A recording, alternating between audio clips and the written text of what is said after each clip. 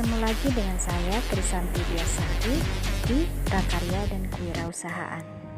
Di pertemuan kali ini, kita akan membahas tentang perhitungan harga jual produk olahan makanan. Perencanaan wirausaha adalah langkah awal untuk memulai usaha. Bila akan mengadakan kegiatan, biasanya dibuat satu proposal. Begitu pula dalam bisnis, harus dibuat suatu perencanaan dan dituangkan dalam bentuk proposal. Proposal usaha meliputi berbagai hal yang terkait dengan usaha atau bisnis, di antaranya jenis produk yang dipilih, kapasitas produksi, alat dan mesin, bahan baku, proses produksi dan pengemasan, hitungan harga pokok produksi, harga jual, perkiraan keuntungan dan berapa lama modal akan kembali, serta perencanaan pemasaran. Di pertemuan sebelumnya, kalian sudah mempraktekkan satu produk olahan makanan. Kalian sudah mengetahui alat dan bahannya. Sebelumnya, kalian harus bisa menggolongkan mana yang termasuk biaya variabel dan biaya tetap. Untuk penghitungan biaya produksi meliputi biaya investasi, biaya tetap, dan biaya variabel.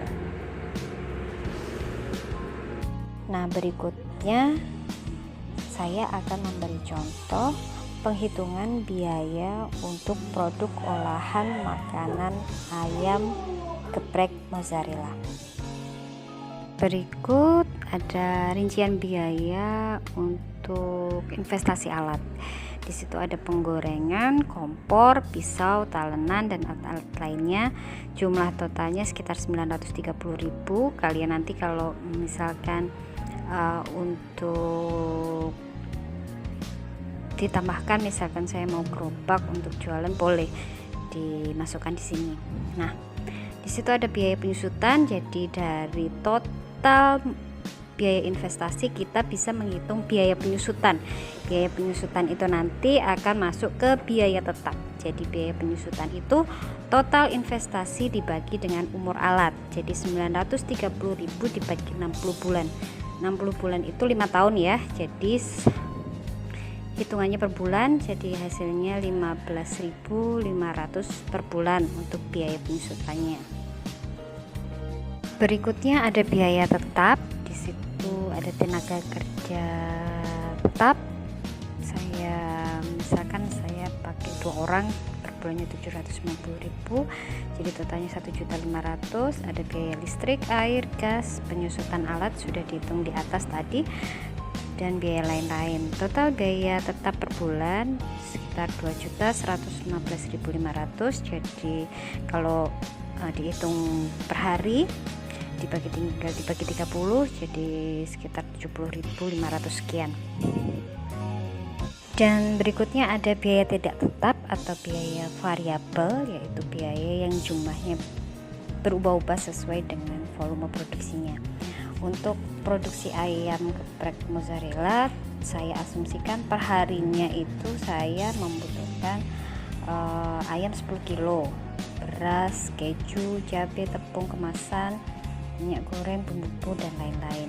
Jadi per hari totalnya itu ada 900.000 rupiah. Jadi kalau dikalikan per bulan sekitar 27 juta. Selanjutnya kita menghitung total biayanya. Jadi total biayanya adalah jumlah keseluruhan antara biaya tetap dan biaya variabel atau biaya tidak tetap. Jadi di situ satuannya 1 kali produksi atau per hari. Jadi untuk biaya tetapnya per harinya tadi ketemu 70.500 sekian, dan biaya tidak tetapnya per harinya 900.000. Jadi total biaya keseluruhan per 1 kali produksi itu sekitar 970.517. Dan kita bisa menghitung harga pokok produksinya, yaitu seluruh biaya dibagi dengan produk yang dihasilkan.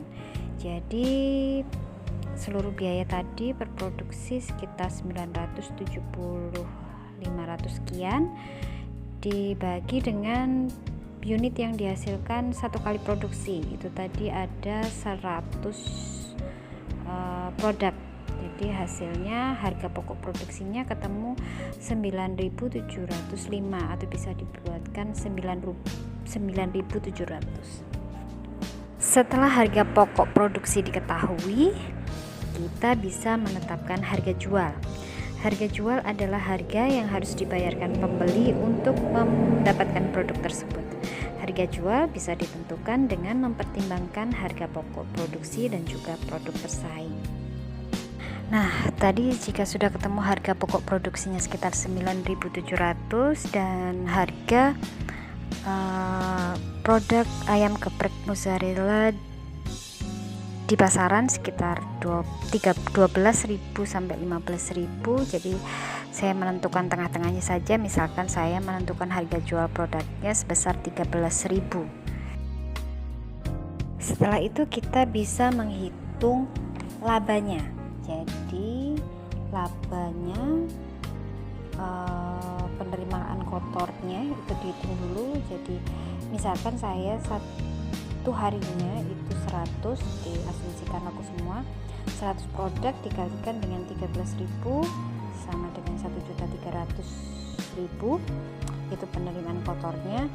Nah, pendapatan bersih atau laba itu penerimaan kotor 1.300.000 dikurangi dengan total biaya tadi, total biaya satu kali produksi sekitar 170.517. Jadi pendapatan bersih atau laba satu kali produksi itu sebesar 329.483. Sampai di sini semoga kalian paham ya. Dan tugas selanjutnya adalah membuat perencanaan biaya mulai dari modal investasi tadi sampai penghitungan laba sesuai dengan produk yang sudah kalian buat. Sekian untuk materi kita kali ini, sampai jumpa di materi selanjutnya. Terima kasih. Wassalamualaikum warahmatullahi wabarakatuh.